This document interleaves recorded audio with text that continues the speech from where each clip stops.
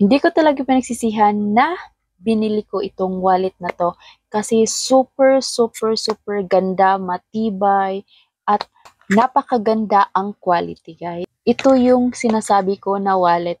Matagal na ito sa akin, 2023 or August 2023 pa, and until ngayon ay nandito pa rin siya. At tignan mo naman, ang bago pa niyang tignan. Yan, parang bago pa siya, guys. This is the Sigluca wallet. Legit po, maganda talaga siya. Ang ganda ng quality, ang ganda ng pagkatahi. Tignan nyo naman yung pagkatahi niyan. Ayan. Magto 2 years na ito sa akin at super ganda pa rin. Ang tibay niya. At dahil nagandahan ako dito sa wallet na ito, bumili ako ng isa. Ay, white naman yung kinuha ko. Yan. Ito naman yung binili ko. Ayan.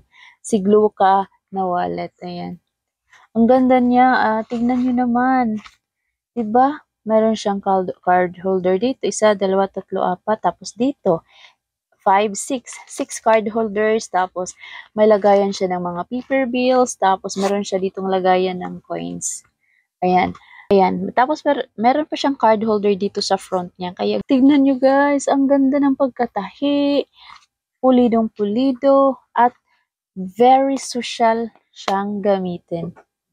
Ayan, 'di ba? Kung gusto niyo i-try ito, hindi talaga kayo magsisisi kung bibilhin niyo po ito because super worth it po sa pera ninyo. So, 2 years na to guys. At hanggang ngayon, ang ganda pa rin niya tignan. Ang ganda pa niya, matibay siyang tignan at parang bago pa rin siyang tignan. Ayun. O, 'di ba? Hanap kayo ng wallet guys. Try niyo to as in hindi kayo magsisisi. Yun lang!